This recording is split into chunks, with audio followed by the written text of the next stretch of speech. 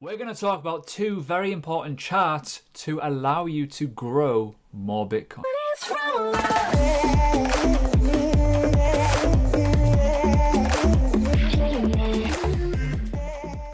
Hi everyone, welcome to the channel. If you are new, please do leave a like, obviously subscribe, hit that bell button and leave a comment. Feel free to request because it gives me ideas. Okay, so on the screen you can see straight away there is a discount. It is ending as of tomorrow morning. It says the 30th, but it will be tomorrow morning. I'm not staying up too late to do it. So there we go. You know, if you want to learn about crypto, boom, do it through me. I do all the courses. So big intro, I know. How to grow my Bitcoin with two charts. Well, this chart is going to be one, the dominance chart, and two, well, the dollar chart, and I'm going to explain why. But I want to go over some things of why I feel that with history, yes, I know, with history, all these bigger cap coins at the moment got big interest. It's going to bring the dominance down. It's going to create excitement in the world of altcoins. I'm going to explain history in terms of what's happened with the dominance chart in the past, which is a very, very good chart. I'll explain in a second. But we need to go over some certain things. Ethereum 2.0 phase 0 is almost ready to go, as in all the amount of validation of the staking Ethereum has been locked up. That was done very, very quickly. Now they go into the next phase, which will begin obviously on the 1st of December, tomorrow. So phase basically -1 was like get the Ethereum. Now phase 0 will start, and then we're looking at about 2 years to complete the full deployment of Ethereum 2.0. Now I know people are like, what the hell? Well, yeah, it's a big job, this, and this is why I'm thinking first move advantage of certain industry rivals, Zilliqa, might do very, very well on the back of this. This is why I hold it. So top tip, look at the competitors and look at the 2-year period of gap where we could be still going, oh, for fucking, how expensive is Ethereum? And not, you know like that conversation where you talk about the weather, it's usually that in crypto. Anyways, moving on. The next big thing in the industry is a Spark fucking airdrop, and I don't care about it much. Top tip, have a look at the date on the screen, right? This is the date you want to look. Make sure you get your timings right. Once that snapshot is taken and you do not want to hold XRP and you want to get some free monies, dump the shit out of it, right? And I'm not saying that to be harsh on XRP. I'm just saying there is people here who are holding XRP just for the token of Spark. Why? Because it's free money. Any sort of airdrop like this where it's one-to-one, it will be savage. And I mean this, right? It will be disgusting, right? There will be huge bouts of volatility in this. So make sure, one, you ride the wave, and two, you get out just before this happens. When this airdrop is released, that is not the time to sell. It is when the snapshot is done. Reason being, this will come out, a load of people will dump it on everyone, and you will probably get burnt. So just be careful. Moving on to the next one is the China National Blockchain Project adds Polkadot support. We all know what happens when China get involved in stuff. They've done it in the past with certain projects. They tend to rally quite hard. Polkadot, in my opinion, is a great asset option for the long term, and it could rival the likes of Ethereum, the likes of Cardano, and it could be one of the big leaders that will bring that dominance down of Ethereum and ultimately Bitcoin. So they're the big caps. So I want to talk about small cap briefly. Reason being, I spoke about debit cards not too long ago. I've got my new one, which I'm trying, and they've just been listed on a tier 1 exchange, which is Bitfinex, right? Huge. But the reason why I'm talking about this is because, in my opinion, we're seeing so many competitors of payment cards that have got certain situations where they work in different ways. We've got Utrust, which has got reverse staking, which is coming live effectively next year with their amount of cards and payment rewards. These are now on a much bigger exchange, allowing them to get much bigger liquidity and, most importantly, perks of purchases without having to stake loads of the tokens and stupid stuff like that. So that's really good. The reason why I wanted to try this one was not because I dislike other brands. It was because this has capability that the others don't have. Being able to put fiat in from your own UK bank or your own European bank into that card and then swapping it over into crypto like that, right? You don't have that. I have issues all the time paying people in crypto. It's a pain in the ass. That actually solves it. So check it out. There's a link below to it if you want to get a card. There's no referral fees or anything like that. It is a very, very easy and very, very quick way of getting a card for free.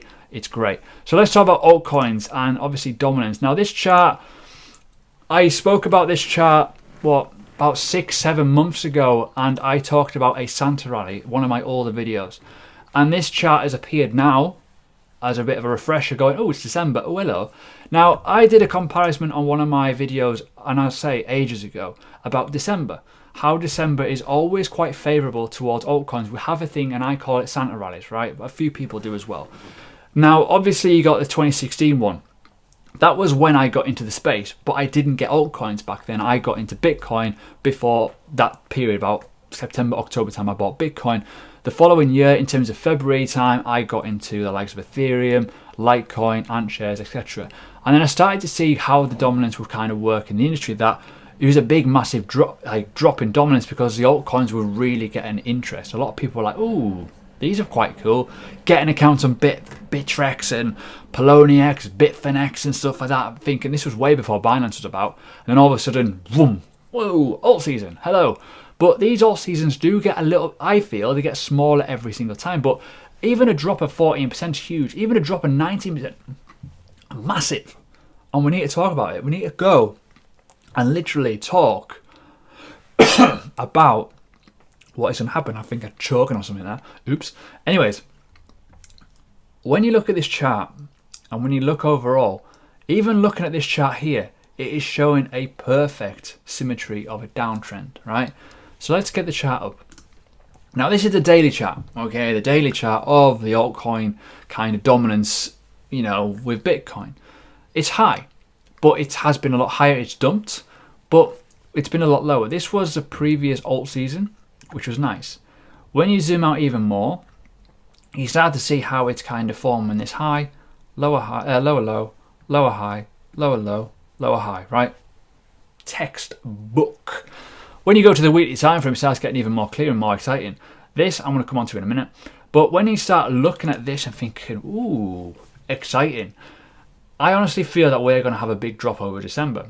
I've just got that sinking feeling that the XRP interest, the Ethereum 2.0 interest, the interest with the likes of Polkadot and bigger cap coins, Oracle, like Chainlink, will bring the dominance down. And then that'll create a, oh, hello, altar pumping, let's go into that. And there's going to be another chart I'm going to come onto in this video that will become very, very important in a minute. So when you start looking at this and potentially where can it drop, down to that point is 9%. That's a big, big drop even now when you think about it. If we go even lower and even lower, imagine a 24% drop in Bitcoin dominance over the period of December into maybe February, maybe into March, for example. That would be amazing. It might not happen though, and I'm going to explain how and why you should be getting geared up for this just in case it does happen. So let's talk about another chart first before we go on any further, before I get people too excited, is the dollar chart. Now, hello boys and girls, welcome to the dollar chart. Now, as I always say, crypto versus the dollar is always fun to watch, to see what happens. Since the COVID pandemic, the world of the dollar has died a little bit, and this is, and remember that little gap that I showed you on the just previous chart, and I said I'll come on to it. That is the exact same. Okay, let's talk about it. So when you compare this is a dollar chart. It nosedived. A lot of people exited the dollar and stocks in other commodities around the dollar and FOMO'd into Bitcoin because of CME futures and whatnot. It went crazy, it went berserk, it went mental. I've got a feeling this might happen again. Just putting it out there. The reason being, there's a nice little chart set up here on the weekly time frame. If you go from this low to this bottom, you can probably argue, well, maybe, yeah. And it literally went up about 22%. It's roughly on like the first official fib level, and now it's melting. If we melt down to 88% here, or 88 points per whatever freaking it's measured in, who even knows? Dollars based on nothing these days. That is massive for crypto. We will moon. Simple as that. It's like logic, right? People will be exiting the dollar and they're going to diversify into other things, the likes of gold, you know, other stock market elements, and ultimately crypto. Hello. So let's go back to the dominance chart. Reason being, you can probably notice the comparison. Look at it. Zoom. alt season went fucking berserk, and that period when you watch my previous videos showing what happened in my life, what happened in like other people's lives, and how it all moved, like, you know, XRP going from 50 cents to $3 in a matter of like, I don't know, 14 days. It was like, what? This could happen again. If we get a cataclysmic shift in the dollar and money spills into the world of crypto, well, this is going to come down. Your altcoins are going to go up in Satoshi value, and Bitcoin will most likely get more attention as well. But there's a caveat to this, which is a problem. Bitcoin needs to stay still. Bitcoin needs to chill out up here. It needs to basically, you know, that previous period of this where it did that for ages and it was boring as hell. We need that to happen again, and I'm hoping this sort of range, it can do it towards these high levels. It would be nice if it does. So it needs to stay still. So what do? You're probably thinking, well, how do I grow my Bitcoin? If you're holding altcoins, right, you've got two variations, haven't you? You've got USD and you've got Bitcoin, right? They're both totally different. Ignore USD, in my opinion. I know people like to talk about USD, oh, it's worth that much, but reality is, you go onto your phone and you go into Blockfolio, you go onto Delta or whatever else it is, you can press the top button where it goes from USD to Bitcoin. There's times where you will be losing Bitcoin hand over fist, like literally it will be freaking vanishing. You do not want that situation. That situation is when this happens, when Bitcoin dominance goes rumph right up. Now my thing's crashed, hasn't it? Come on. There we go. So when dominance does that, your Satoshi values are dying, right, in your altcoin holdings. You may be making USD, congratulations, but realistically, if you held in Bitcoin, you'd be making more money. That's the golden goose opportunity there for you to understand how this works. So let's just imagine from this point, let's explain it. You had, actually no, round numbers, come on. Yeah. You'd probably be laughing at me going, what is this idiot doing? So let's just say, right, you went, all in on Bitcoin. 1 BTC, right? It went from $10,000 to $20,000. That means you've made $10,000 in, you know, profit essentially. But if you went that situation in altcoins, all in altcoins, let's make some money, you know, ultimately you'd be losing money. So let's just go from this point here to this top. You'd be down 17% technically on average in your Satoshi values, because the dominance has kind of changed 17% upwards. Obviously, variations of different altcoins will be different, but if on average you'd lose literally quite a bit of Bitcoin, 0.17 BTC essentially. That's a lot to lose. You know, that is a lot to lose. And when you put the maths into that and a 20k Bitcoin, well, it's a lot of money. Whereas realistically, you could have been holding it. So what is the golden rule? The golden rule is simple. If dominance is dropping and you're holding altcoins, your Satoshi values will be going up. So if I go to the Ethereum BTC chart, I think I've got it there anyways, you'll notice that it looks totally different to the world of, you know, like that dropped 35%. Imagine being all in on Ethereum. You'd lose 35% of your Satoshi values. So when you look at the, if we go to the compare chart and we go Ethereum USD, for example, and Kraken, they look totally different, don't they? And I've probably blown your mind now, I'm sorry. But even though BTC is going up, that brings the USD values going up as well. But realistically, the harm and the hurt is in the Satoshi values. What you want, realistically, is the ability to know that what to hold in. If you are holding BTC, fine, right? But if you're holding altcoins and you're not even looking at how much Satoshi values those are yielding, you got problems, because your portfolio is just going to vanish slowly over time. So you look at this situation here where this is when the dominance went, right? Remember it? Literally from September onwards, this was it. So the correlation between it is savage, where by the time October comes, the dominance goes on a rampant run. It's took off, right? That's the USD values going up. That is with Bitcoin going up. But your Satoshi values are melting massively. You're losing so much Satoshi value. So your one Bitcoin will probably be worth, what, 0.8 Bitcoin. What? Where's that gone? You don't want to be losing BTC. You try not to anyways. A lot of people look at USD values. Well, realistically, you should just buy Bitcoin. You know, simple as that. So what do you do? You're probably wondering, what do you do? In this period of time, right? This period of time is very, very important. If we get this period where we tank in Satoshis, we tank as in the Satoshi value cannot keep up with the altcoin value, meaning the alts are going up in Satoshis and the Bitcoin is not. That's key. We are going to start seeing that your Ethereum chart go up, right? So when you look at this and you think, well, where's it been? Look at how different it is. When you compare that chart and that chart, it's chalk and cheese. It really is.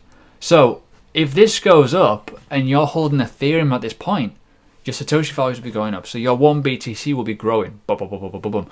Might not be growing in USD, but it might be growing in BTC.